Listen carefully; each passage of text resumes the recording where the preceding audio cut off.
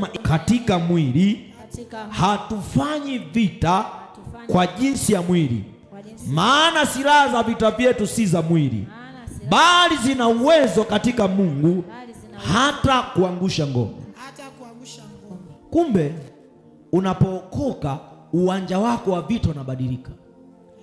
Kabla ya kuokoka, mtu akikuchokoza unaenda mnachambana, utanifanya nini? Utaniambia nini? Lakini baada ya kuokoka, kwa sababu haufanyi vita kwa jinsi ya mwili, hata kama mtu amekuchokoza hauendi tena kupigana naye. Unachokifanya, unaenda katika namna ya rohoni ya kumwambia Bwana, ninaomba nitetee. Ndio maana kuna watu wanaweza wakakusema baada ya kuokoka wakakuta wewe umenyamaza kimya. Sio kama umenyamaza kwa sababu hauna mdomo, umenyamaza kwa sababu uwanja wako wa vita umebadilika. Unanyamaza kwa sababu unajua Mungu atanipigania. Lakini kama ukiwa mtu baada ya kuokoka unaendelea kupambana na watu kwa namna ya mwilini, maana yake unafanya vita kwa namna ya mwilini.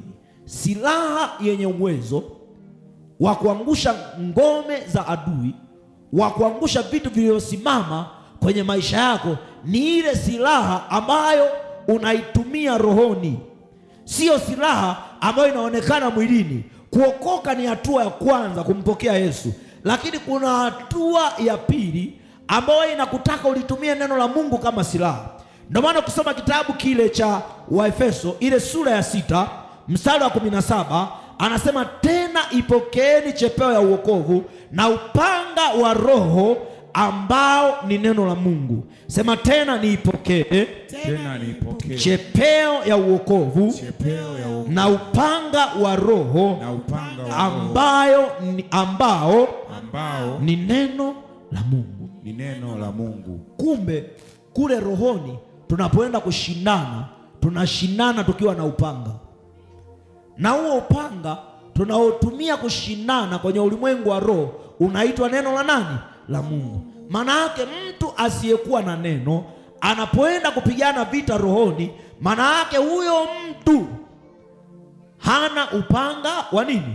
Wa roho. Ndio maana kuna muda ukisema tu kwa jina la Yesu ninaamuru upanga, ninakata mapepo, yanapata shida kwa sababu kwenye neno la Mungu, neno ni upanga. Ndivyo ilivyo.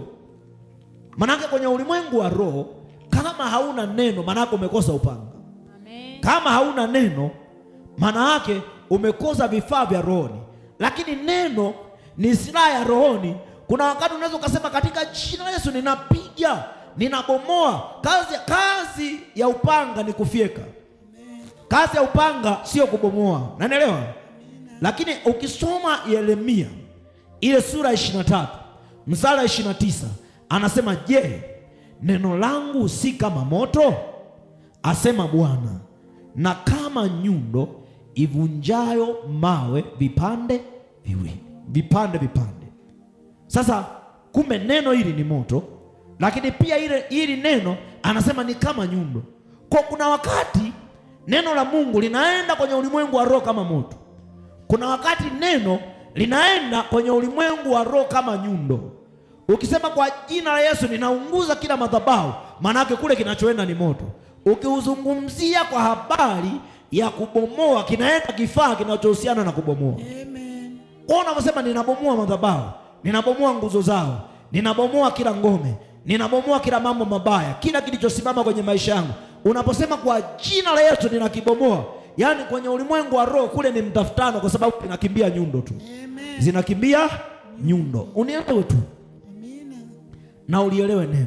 Sasa jaribu kutafakari hivi, hauna neno, halafu unaenda kushindana na wachawi. Hauna neno, unaenda kushindana na waganga. Na hapo ndipo walipofeli watu wengi wanaomtaja Yesu. Watu wengi wanaosema tunamwamini Yesu, walipofeli ni hapa kwenye neno. Neno anaendelea kukuumba, anaendelea kukujenga. Kwa nini tunajifunza neno kila siku? Mtu akishaokoka akisema Bwana Yesu nimekuja kwako, yaani kiuhalisia ilitakiwa tumwache akaishi tu, lakini tunamwambia njoo kanisani ujifunze neno. Kwa nini tunamuita hapa ajifunze neno? Kwa sababu kila siku anaendelea kuumbwa, anaendelea kutengenezwa, anaendelea kukuzwa. Ndio maana tupo hapa, hatusemi tulijifunza neno jana. Shule zote huwa zina mwisho. Degree miaka 3, si ndio? Form 1 mpaka form 4 miaka mingapi? 4. Ni syllabus. Form 5 na form 6 miaka mingapi? 2. Mingapi? 2. Udaktari miaka mingapi? Manake elimu zote za duniani zina ukomo. Elimu ambayo haina ukomo mpaka siku ya mwisho, kuna watu watakujia ile siku nakufa, kuna mtu atakwambia, mtumishi, muamini Bwana, Yesu anaokoa, Yesu atakuponya. Yaani ile syllabus inaenda nawe mpaka kaburi. Amen. Lakini elimu zote zina mwisho. Elimu ya Mungu yenyewe peke yake haina mwisho. Amen. Kwa sababu shetani anabadilisha mbinu za kupigana na watu, anabadilisha utaratibu. Kama alikujia jino linauma, anaweza akakujia jicho linauma. Sawa eh? Amen. Kama alikuja anafanya hivi, siku nyingine anakuja anatembea kwa mbele. Kama kuna siku shetani alikujia na mapembe, siku nyingine anaweza akakujia shetani kama dada mzuri, amependeza, mrembo, ukimwona ni mweupe kama nani sijui. Sasa msije mkasema mimi nimesema shetani ni mweupe mkaanza kupambana na watu weupe. Sawa eh? Shetani anaweza katokea akawa mweusi kama mimi. Shetani anaweza katokea akiwa mfupi, anaweza katokea akiwa mrefu, lakini pia anaweza katokea tu kama gari likaja likakugonga ukafa, ndo shetani ametokea. Kwa hiyo anaweza akajibadili kuwa kwenye kitu chochote, kwa sababu shetani anajibadili. Mungu anataka nawe kwa kadi siku zinavyokaa uwe unazidi kujifunza maarifa roho. Amen. Ili ujue namna ya kumshinda shetani. Kwa nini Biblia inasema neno la Mungu ni jipya kila siku? Upya wa neno ni kwa sababu shetani anabadili mbinu. Amen. Kwa na Mungu naye alijua lazima na mimi niwafundishe jambo jipya kila siku. Amen. Kwa hiyo ukiwa unapeleka maombi lakini hauna neno, maana yake unapeleka maombi yakiwa hayana upanga. Ili maombi yawe na upanga, yaweze kupenya pale kwenye anga yanapozuiliwa, yanahitaji yatanguliwa na neno la Mungu. Yaani ukimwambia shetani, imeandikwa kwamba, wakati huo unakuta ugonjwa ndio umekubana. Nani amewahi kuumwa anashindwa kupumua? Nani amewahi kuumwa?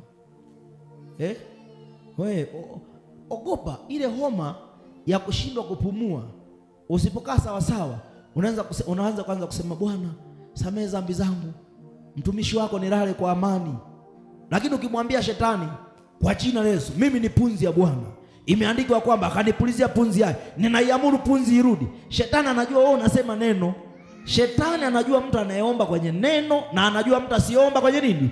Shetani anajua.